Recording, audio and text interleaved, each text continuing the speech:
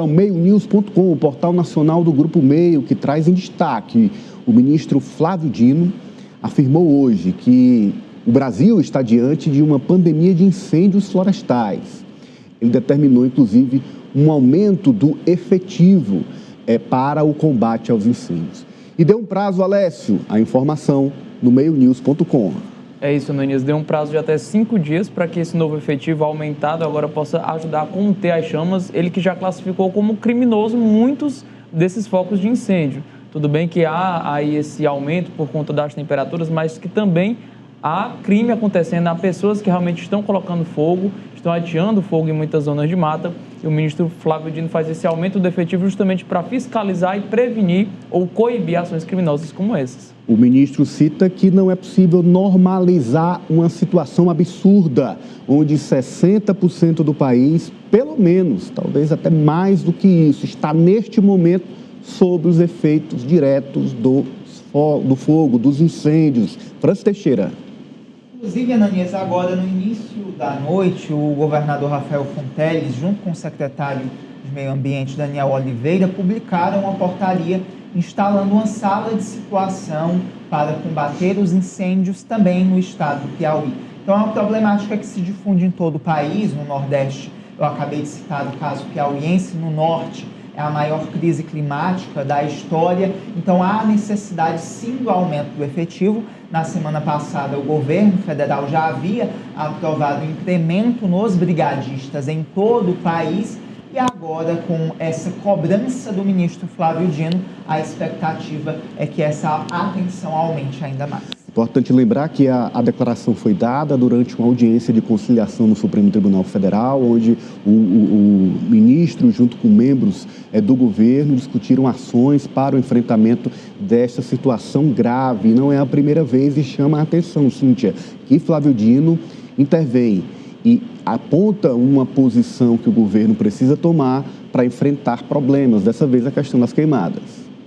Exatamente, Ananias. E quando o ministro fala em pandemia de incêndios, ele está fazendo uma referência exatamente a uma situação que o país viveu na pandemia de Covid-19 e a solução que foi encontrada naquela época para que o governo desembolsasse recursos que estavam fora da proposta orçamentária em vigor naquele ano.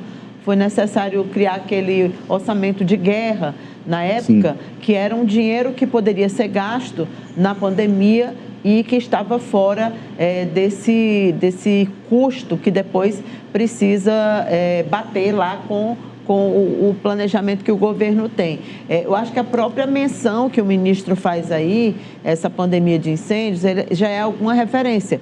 Eu acredito que um indicador nesse sentido de que o governo também terá que desembolsar dinheiro fora dos recursos que o Estado brasileiro já tem, que não são muitos e que o governo está encontrando inclusive, dificuldade para essas contas baterem no final desse ano, no final do próximo ano também. A gente tem visto o malabarismo que o ministro Fernando Haddad está tendo que fazer para equilibrar as contas. Acho que o ministro atuou também nesse sentido aí, mas expõe também o governo está muito exposto no sentido de que não adotou as medidas que deveria ter adotado. Eu acredito, Ananias e colegas, que mais uma vez o entorno do presidente não percebeu a gravidade do que estava acontecendo, de como a situação se agravaria. Mais uma vez, no Brasil, a questão climática, ela não foi levada a sério como deveria. E acho mais ainda, acho que expõe também a ministra Marina, que não se revelou nesse momento, ou até quando nós chegamos nessa situação aqui, ela não foi diligente nesse sentido, ou pelo menos não foi proativa. Eu acho que já a Marina vai ficar sob os holofotes que agora estão somente no presidente Lula. Lembrando que a ministra Marina Silva, inclusive, foi registrada aqui no Ciência Política, fez um alerta sobre o desaparecimento do Pantanal nos próximos anos. A situação é grave, pode chegar a esse ponto. Mas agora, né? Como? Ela fez um alerta agora. Sim.